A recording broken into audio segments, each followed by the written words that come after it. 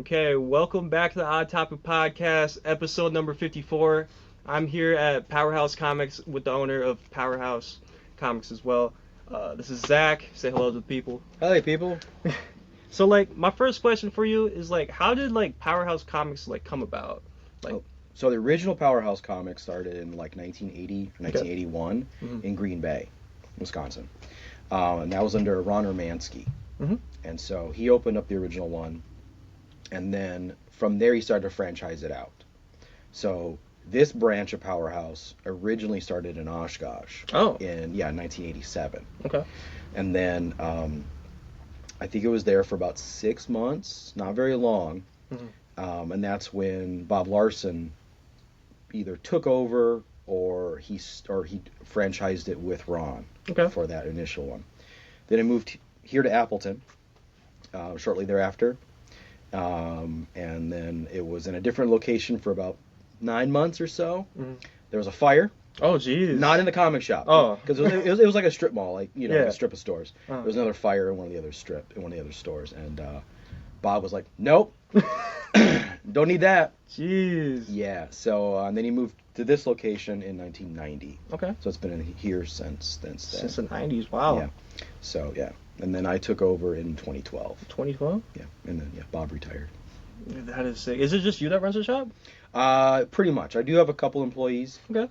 In fact, one's going to be showing up here in about an hour. Yeah. So, but no, it's primarily me, and then like I said, I've got it varies between anywhere between 2 to 4 employees depending on the season. Mm-hmm. If I'm doing like an event like Free Comic Book Day, Mm-hmm. that kind of thing. So what kind of events do you have coming up for the store? So I got Free Comic Book Day. Yeah. That's always the first Saturday in May. Okay. And then I always do the Halloween Comic Fest. That's obviously towards Halloween. Mm-hmm. But I'll do other events too, depending on what's going on. Like a few years ago when Doctor Who came back, we did a thing for that. We did a Doctor Who event. Okay. So we'll do stuff like that. I'll also do events with the public library and stuff like that. Okay. Yeah. The one here in Appleton, I've done a couple with the one in Kaukauna. Mm-hmm. So yeah. That's really cool. Yeah. And what is the Halloween thing you were talking about? Do people dress up and come here? Some people do. Yeah, I don't. I definitely encourage it. Mm-hmm. If you want to get dressed up, that's Yeah. great. Some people don't. It's not a big deal. That's really But awesome. it's just like Free Comic Book Day. There's a bunch of free books that the publishers put out. Yeah. I'll also do big sales on that day, and then I don't do a raffle on that one. I do a raffle on the normal Free Comic Book Day in May. Mm-hmm. But then also I always have so much more stock than what's on the floor. Mm-hmm. So on those days, I'll also pull out stuff Yeah. from the vaults, Oh, okay. From the, Okay. So I'll do that intentionally, so people get a chance to look at stuff that is done. It's ready to go. I just don't have room for it out on the floor That's normal. awesome. Yeah. What got you into comic collecting? What inspired you to get into comics? I would say honestly, my dad. Your dad? Yeah. So when I was growing up as a little kid, I remember that he had, I don't know, 5 or 6 long boxes. Okay. Yeah, they were set up in the dining room. Mm-hmm. I remember them very clearly, where they were and how they're set up. And once I became old enough he knew I wasn't going to destroy them by reading them. Mm-hmm. He let me read them. So I was reading in the mid 80s. So that's classic John Byrne, Chris Claremont X-Men. Okay. So that's what I was reading, was that new Genesis team with Wolverine and Colossus and Nightcrawler and Storm and those guys, as well as any other stuff that was coming out at the time. So William Kaluta's The Shadow for DC, and then also that was at the same era when the official index for Marvel was coming out. So even though my dad wasn't reading Captain America or whatever, I could read the bio and what's the shield made out of and all that kind of stuff, because that's dope. Yeah. So that's what got me into comics originally as a little kid, was my dad. So who's your favorite superhero, you would say? Doctor Strange. Doctor Strange? Oh yeah. Why is that? I like the magic aspect a lot, and I just like that kind of mystery thing where his threats and his villains are always kind of sometimes way left field. Mm-hmm. You've got a personification of Nightmare. Yeah. That's bizarre. Yeah. That just doesn't happen. It's just so bizarre. Normal heroes don't deal with that kind of stuff. It's something different. It's something way different. Right? Yeah. So it's just that supernatural mystery aspect is very different. And I did like the evolution of that character too. Mm-hmm. Like originally he was very like standoffish, you know, and he was more mysterious because I think Stan Lee and Steve Ditko were very much trying to figure him out a little bit still. So I think they were playing with the idea of having a superhero that was very like not like, hey, how's it going? You know, a little more open, more friendly, openly friendly. Like, oh, we've got a ghost problem. Oh, we got to go deal with Doctor Strange. Well, let's just deal with, you know what I mean? Yeah. And as time went on, that kind of softened a little bit. He still, you know, can be a little mysterious and bizarre, but like so that's like probably my thing with him. Okay. I think I seen like a year ago that you actually met Stan Lee, I believe. I met him twice. So you know, he's passed away longer than that. I met him twice. Okay. The first time was about maybe 11 years ago. Oh, wow. Like that. Yeah. And then I met him again.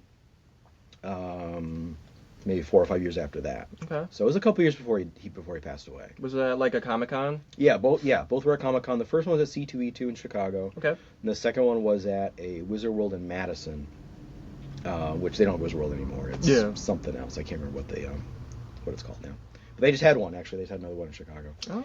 So, but yeah, so that's right. I met him at 2 cons. Did you get like anything signed from him? Absolutely, yeah. So, actually, the first thing I had signed by him, I wasn't there. Oh. One of my box guys, one of my subscribers, he asked me if I wanted to take it. He's like, I'm going to meet Stan Lee. Do you want anything signed? Mm-hmm. At the time, I was like, no, I really don't. Mm-hmm. Like, I had to really think about it. And like, he was literally leaving that morning. He's like, are you absolutely sure? And I'm like, maybe, because like I don't know when the opportunity's going to come around again. Yeah, exactly. So I actually pulled out Fantastic Four number 51, which is the classic This Man, This Monster. Mm-hmm. And because Stan Lee has said that that's like his favorite Fantastic Four story he ever wrote, was that story. So like, I'll do this one. So my friend actually had it signed, and then he actually got it graded for me too. Wow. So so it's encapsulated. So, and I got it here in the store. Oh, you still do? Yeah. That's sick. Yeah, that's honestly insane. Yeah, I use it as like an example too, because people like, oh, what is slabbing? What's that all that mean? I'm like, if I don't have one available for sale, I'll pull that out. This is an example. Yeah. So, let's see this. I don't think I had him sign so when I met him the first time, actually met him, it was a picture of my family. Yeah. And I don't think that one's signed. It might be signed. But after that was actually at the Wizard World in Madison. Okay. I had him sign a book. So for that one. That was really cool. Yeah, so that's my big one. If you want, you wanted me to bring a book, right? Yeah. Okay, so I had him sign my Strange Tales 110. Okay. So it's my first appearance of Doctor Strange. Oh wow! Okay. Yeah, and that is sick. Signer right there. Okay. Wow. So yeah. So like I said, Doctor Strange is my favorite. Yeah. So yeah, I had him do that one. That is insane, man. So I got him. Yeah, that's the second time I met him. And like I said, that was kind of towards the end there for him. Mm-hmm. Like his wife had already passed away, I think 6 months or so, a year before that. So it's very bizarre, actually, because very weird to meet him that time. The first time it was very open and happy and like people would joke around with everybody. Yeah. Like for example, like I said, I was there with my family. And at the time, my son was still like a babe in arms. You know what I mean? He's like 6 months old or something like that. And they're very much like, you go in, you pose or whatever, take a picture, and out you go, right? Yeah. So it's like something quick. Yes. Yeah, you don't hang around. You know what I mean? Because they just want to get people moving. So you came in on the right side of him to exit out the left side. Yeah.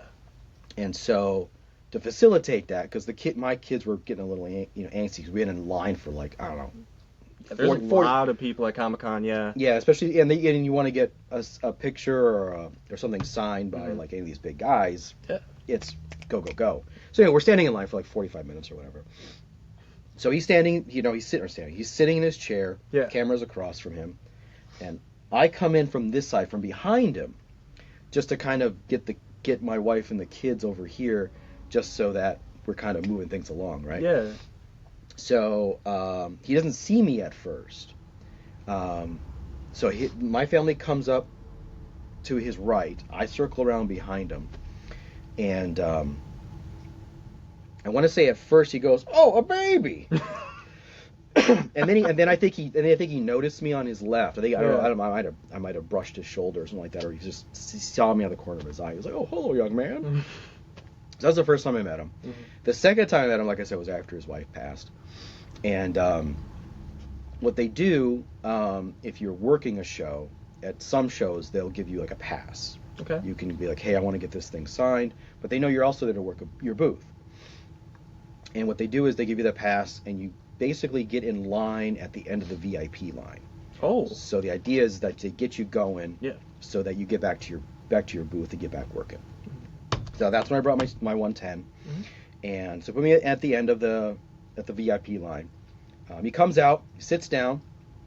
He's got a handler on both sides, because at that point his vision is really bad and all this kind of stuff. There's probably about a dozen people in front of me, and they start moving through, and nobody's talking, nobody's saying a word. That's weird. Yeah, because like I said, he's normally very happy and and he wants to talk to people, and I'm like, this isn't how he is. Yeah. Or so I get up to him with my book, and I'm like, I brought you my first appearance of Doctor Strange, my favorite comic character. I want to thank you for helping create him with Steve. And he goes, "Oh, well, thank you." And as soon as I leave, suddenly everyone starts talking. Like everybody in line behind me, I can hear them going, "Oh, hello, hello, hello." And so it's like, for whatever reason, like, you just lit something up in his eyes. Yeah, exactly. Like no, well, I mean, like other people, like people are just coming up. They give it to the one person, put it in front of him, he'd sign it, and the person would take it away. But no one was saying anything to him. Like no, the people weren't even asking him any questions or saying hello or anything like that. They were just like cattle call. And I'm like, what are you guys doing? That's so dumb. Yeah. Yeah. So I felt really happy to like get people talking to the guy who likes to talk. You know what I mean? Exactly. So that was kind of cool. So that was the two times I met him. That's honestly so cool, man. Yeah. One of my other questions I have for you is, like, I see like all the paintings in front of like your store. Yeah. Do you know who like designed that for you? I did it. You did it? Yeah. Oh, you draw? Yeah. Oh, that's yeah. That's so cool. Yeah, What? yeah. So that's my joke is running the comic shop. I'm living my plan B. Yeah. Because comics got me into art. Yeah. Because I wanted to be a comic artist, and I can't keep my quality and my speed up. Okay. And if you're doing one book a month, that's 22 pages a month. And I tried it on my own, just without someone like, all right, you got to do this. I'm like, nope, I have my own set deadline. I got to do I do 22 pages in 30 days. Yeah. Can I do it? I just can't do it. I can't keep up the quality and speed. It's either the quality's great, but I only pump out like 15 pages, or it gets really sloppy. Yeah. And I don't do that. So I just couldn't do that. The stuff outside looks incredible though, like spot on. Like, it's insane. Like you painted that? Yeah. Man, I can't even paint. It's crazy. Yeah. But that's insane. Yeah. So Venom. Like he had Ninja Turtles out there. Yeah. He has like one of everything. I've seen Spawn out there. Yeah. Yeah. So they're none of them are my own style. Like you can clearly tell this is Jack Kirby style. This is Neil Adams style. This is Frank Miller. I just went down the line and I just reproduced, just because I wanted people to oh, that's so and so. Like my Luke Cage out there is Torrin Clark, who's gotten really big lately. I felt like when I did that, he was just kind of really up and coming, and now he's he's done all sorts of covers. He's done some interior work. He's a great artist. So I want people to pick out that and be like, oh, that's that's Torrin Clark, or like I said, or that's Neil Adams or whatever. So what character do you think that's gonna really pop off in maybe the next 10 years? You think? That's a good pick. That's a good question. Because one of them that I have today, I think Moon Knight's gonna make a giant leap from all the games that they have, and plus that TV show. Yeah, the TV show, right? Yeah. That's what I got. This is basically I want to say maybe the second appearance. Second appearance of Moon Knight. Yeah. But yeah. Maybe. Yeah. I felt the show did a pretty good job. Yeah. And obviously they were going towards the second season. They left it off the story's not over. Yeah. But at this point, I don't know. I mean, because Oscar Isaac's has done other stuff, and they haven't talked to him about it. Doesn't seem like we're going on. Yeah, I'm not sure. Not sure what they're gonna do. They might. Personally, actually, I think your other book there. I mean, not like he hasn't already, but Miles Morales. with the Into the Spider-Verse animated shows. Mm-hmm. Have been obviously really strong, huge, yeah. like critically acclaimed, Yeah. fan audiences. Everyone loves these two films so far. I'm gonna throw one comment, obviously, at this point. Yeah. I think that character is gonna transition over to a film version, like live action. Yeah. I think that's gonna be big send off. Yeah. I think it's really gonna pop up pretty strongly. I mean, with DC, they've been doing a lot of stuff with James Gunn coming in and like pulling some of the obscure, like here's what he does. He pulls obscure stuff. He really understands these characters, and throws them up. We got like the Creature Commandos and stuff like that. Like, who would ever thought that? Yeah. We got like a Booster Gold thing coming up, and like, all right, it just works. Yeah, when he does it, it works. Yeah, let's see what happens with this. Yeah. So yeah, I don't know, like but a character they haven't really tapped into yet. I don't know. I know for Batman they really need to start branching out with their villains. Yeah. Like, so many people have been like, oh, do Clayface. Yeah, I don't know why they haven't done that yet. Yeah, exactly. Like, He's huge. Yeah, exactly. Yeah, and you can push the reality stuff, and you can push a little bit like the not supernatural, but the comic booky style stuff. Because as good as like all the Christopher Nolan stuff, Batman's, it's like they were all very grounded. Mm-hmm. It's like, no, come on. We want to see something cool. We want to see something different. Yeah. So I think pushing some new villains, I think would be a thing that they really need to do. Yeah, honestly. Yeah. That'd be a cool idea. Yeah. One of the other questions I have for you is like, I was trying to like explain to like my friends like what a reprint is. So Sure. like I have like the first appearance of like Miles Morales, but this is actually like not like a reprint. I mean like what is like printing? Like what's a second printing? Okay, yeah, that's what I say on it. That's a second print variant. Yeah. What is like what's different from a first printing and like a second printing? Okay, so a first printing is they do a run of a printing of books. So Yes. say it's 100,000 copies. Yes. So they'll do that run and they'll ship all that out. Yeah. And then usually nowadays when they do a second, third, fourth printing, they'll do a different cover, or they'll change the coloring on it or something like that. They'll actually list it on their second print, third print. That's basically literally them going back to the printers and reprinting the issue from start. Mm-hmm. And like I said, they'll put a new cover on it, whatever the case may be. Mm-hmm. So that's what a reprint or a second, third printing is. Yeah. So, and then lately they've been doing what's called facsimile printing. Okay.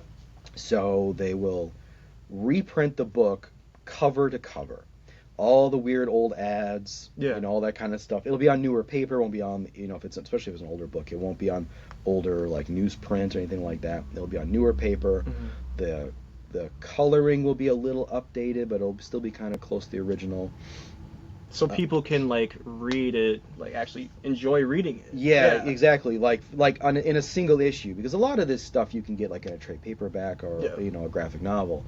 And that's one thing, but like having an actual physical like single issue is kind of cool because you can put it in your collection, like in your boxes. So yeah, that's a little bit different. Yeah, I'm glad that you actually explained that because I suck at like explaining all that. No, that's all right. Yeah.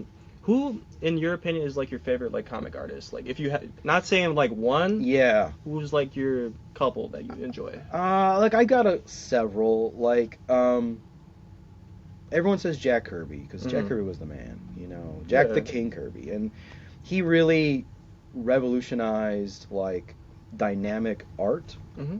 Like it's not like comic art before him didn't have some of those qualities, but he really like pushed the boundary for what you can do, quote, with the camera. Yeah. Where the position is and like his version of like how people are posed, and just how action oriented every character is,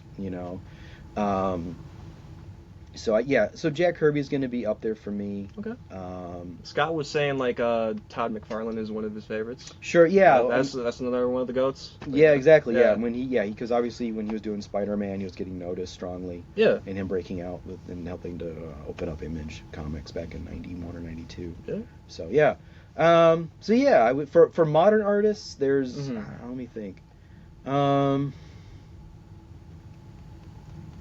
There's got to be a couple from me, and not really drawn. Like, For like me, I'd Yeah. say like Kevin Eastman with like the Ninja Turtles. Yeah, it's honestly yeah. insane. Yeah, Kevin Eastman and Peter Laird. Yeah. I mean, because in the start, they did them together. Yeah. You know, so yeah. I'll show you guys that real quick. Yeah, and that's a wrap cover too. Yeah. Yeah, so there's got a back. It even has a back to it. Yeah, it's called a wraparound cover. I just feel like back then it seemed like they cared more about like their illustrations instead of just like computer generated like I don't know how to explain it. Yeah, well, no, I know what you're saying, and that's the thing is like there's definitely some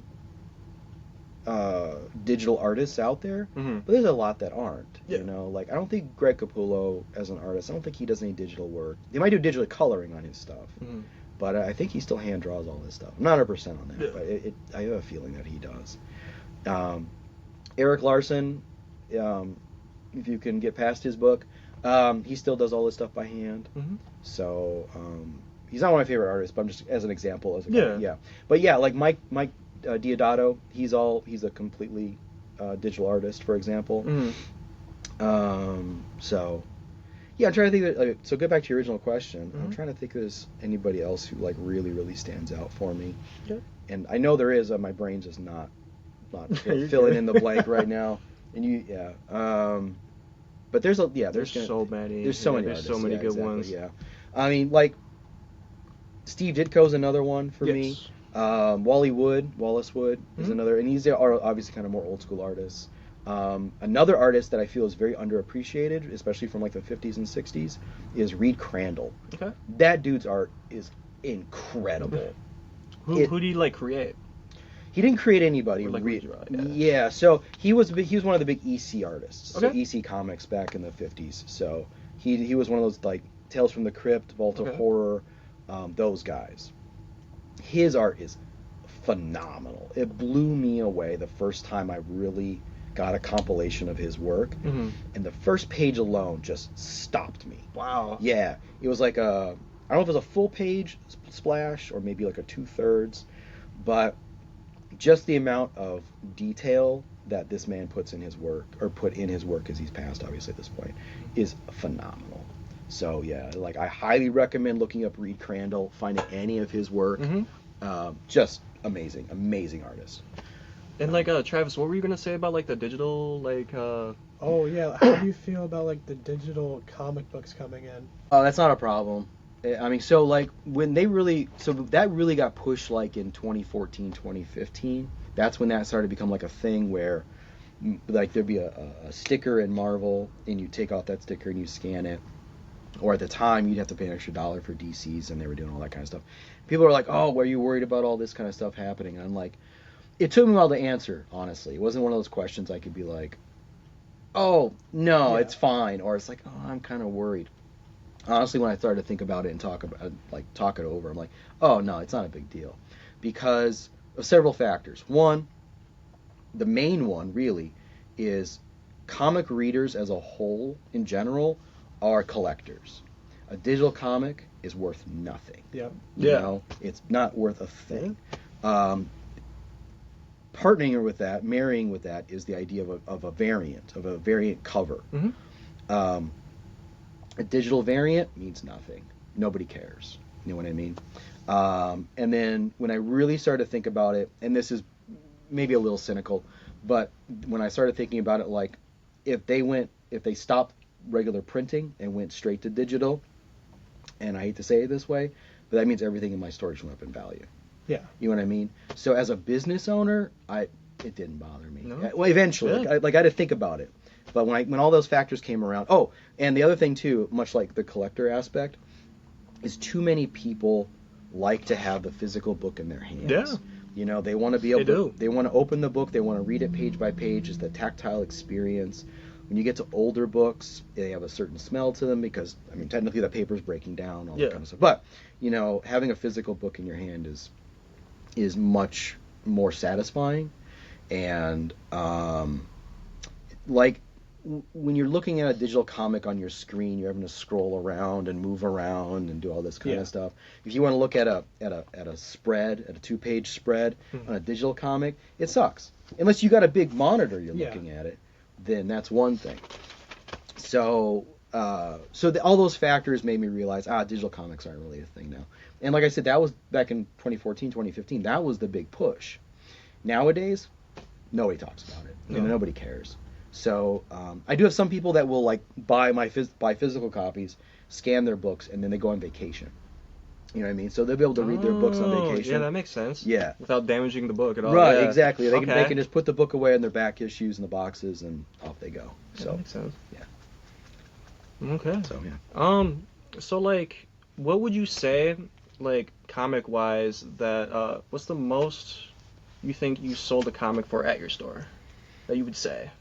That's easy actually. That'd be I had a Journey of Mystery number 83, which is first Thor, and I sold that for $7,000. Wow, what? Yeah. That's insane. Yeah, dude. that was like 2 or 3 years ago. Wow. Yeah. Man. Do you know like what like grade you think it would be? I actually had it graded. You had it graded? Yeah. So that was a 4.5. A 4.5. Wow. 4.5. Yeah. The reason being is because it came in a collection, and it had like a little rectangle at the bottom middle of the cover that was cut out. That was I don't know how, but it was like a perfect rectangle. Yeah. Like it wasn't like just torn. Like it was a square hard edges. I'm like, how did this even happen? Mm-hmm. So I just didn't want to argue with anybody about it. So no, I sent it off to get graded because I'm like, certain books I'm just not gonna argue with people about. If the condition is, it could be a 4, it could be a 4 or 5. I'd rather just be like, nope, right there on the thing. Not gonna complain. Not gonna argue with people about it. So like right now I've got number 85, which is first Loki. Mm-hmm. I got 7,000 on that. Wow. So, but that's another one. I'm like, I'm not want to argue with anybody. Yeah. You know, this is the grade. Mm-hmm. This is what it is. Yes. You know, I don't want to deal with any kind of like, oh, but it looks like it could be this kind of nonsense. I'm like, no, come on, man. Yeah, I'm not even gonna do that. So what goes into mind when you're choosing new stock for like more selections? New books or old books? Like just in general, probably old books for the most part. Old books for the most part. Well, it's something that you learn over time. And that's the thing also is like every store is different stock, and therefore every store location is different clientele. So like I am looking at what people are asking me for and what's continuously selling. Okay. So I look at those rotations of different things. So like there's certain titles that when they walk in the door, I'm going to buy them unless they're automatically like so junked they're for the dollar bin. I'm like not going to waste my money on it. Yeah. But like Amazing Spider-Man, like first series Amazing Spider-Man, Flies. I buy it every time. Yeah. Buy it every time because everybody wants it. Mm-hmm. Most first series Batman as well, which ran up to like 702 issue number. Any Batman I'll grab, especially that Neil Adams run in the 70s, Denny O'Neil, Neil Adams run. That kind of stuff I'll always buy. There's other books in there too, like Marvel Zombies type stuff. Yeah. You know, there's certain other smaller titles that I'll also grab because I know everyone's going to want them. But yeah, Amazing Spider-Man, Batman Detective, those are ones I always grab. And like I said, unless they're just ready to be junked. So you'd say that genre like flies off the shelf. Yeah, every time. yeah, for sure. Yeah, like anytime I get another chunk of Amazing Spider-Man, and I post it, and people come in asking for it. So yeah, that's kind of what I look at. Okay. I also look at what is selling, even if it's slowly. Like I try and get full runs in the shop as much as I can. Yeah. Like you're saying, like Moon Knight, for example. So when the TV show hit, everybody wanted Moon Knight. Yes. And Moon Knight's one of those like niche characters that fan favorites. So I'll try and keep Moon Knight in stock because people are coming in, they'll grab a couple. You know, so it's when people figure out who the character is, I know they're gonna want them. Yeah. So, yeah. X-Men's another big one. Like first series X-Men, every time. Wow. I'll grab it. So yeah. That's really cool. So yeah. It's really dope. Like we have like comics like right behind us. Yeah. Do you personally buy like more newer ones or like older? Like, what would you say sells more? I'd say older ones or newer ones for comic wise. So I mean, obviously, like there's new books coming out every week. Yes. But do you mean like stuff that's coming out, or not that is past the first, the new books, or stuff that's been like in the last 10 years new books, or do you mean like new this week? I would say books? like newer like this week compared to like maybe like the 70s. Sure. Like, yeah, something like that. Okay, so that's kind of a tricky question to answer to some degree because like most of my business is new books. Yeah. It's new books that come out every week. It's my subscribers that come in, they pick up their stuff. I found that out during COVID. So when COVID happened and there was no new books coming out, people would come in, they'd buy their boxes out, and then that'd be it. You know, some people I wouldn't see until new books started coming back in. Oh, okay. Yeah. But there was other people that would be like the opposite. They'd be like, well, I'm all caught up. What would you recommend? You know, so that's when I started like pulling back issues. That's when I started grabbing trade paperbacks and like graphic novels. Hey, check this out. Yeah.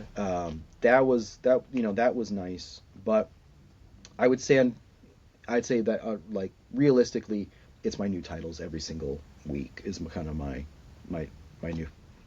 Come on, man. Every time. Wow.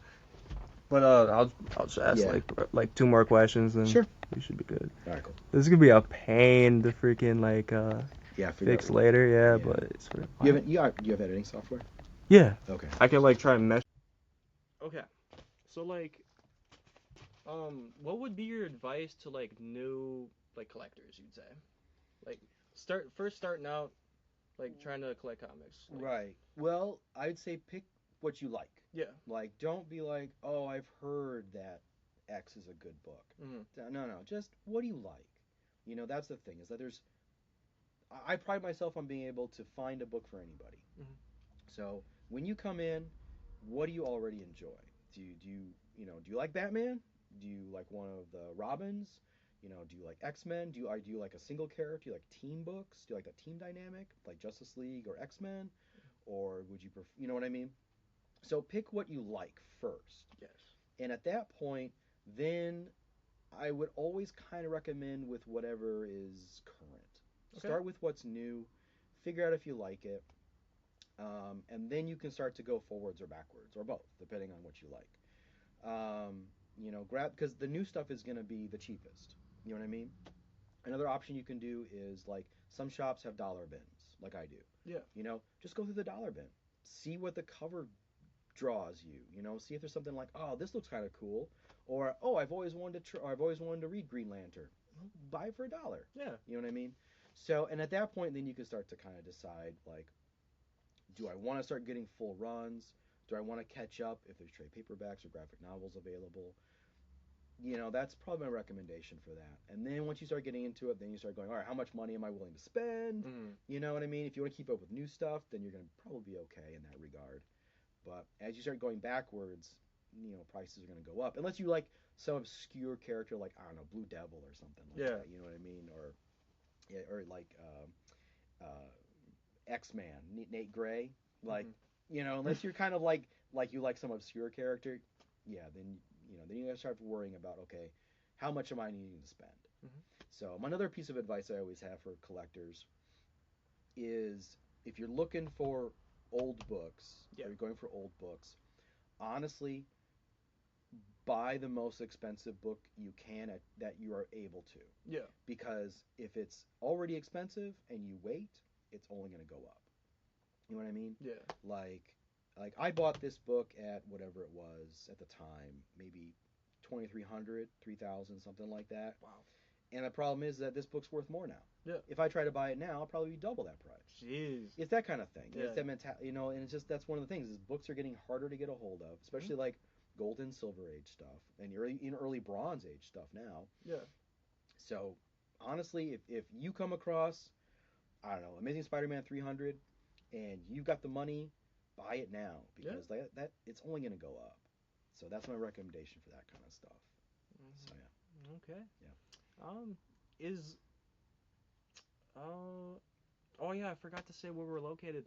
If you guys want to come check out Powerhouse Comics, we're located in Appleton. What's the street name called? It's where I'm 807 West College Ave. Okay. Thank you again for being on the podcast. It's really an honor. Yeah. Is there anything else you would like to say? Not really. Well, I mean, like, if you don't think comics are for you, you're wrong. Flat out. there's comics for anybody. Like, there's so many genres now. It's not just superheroes. Through the decades, there's been so many genres. There's still genres that are out there that you like. If you want like post-apocalyptic westerns, I've got it. Yeah. Like, there's so many different stuff. It's like, just get out there and try it. If you're already into comics, branch out, try something new. I always recommend that. I have so many people that are like, oh, I only like DC, I only like Marvel. Don't do that. You're eliminating so much potential of enjoyment for yourself. There's so many independent titles out there. Try something new. That's what I recommend. That's great. Thank you guys for tuning in. I'll see you guys in the next one. Peace. All right.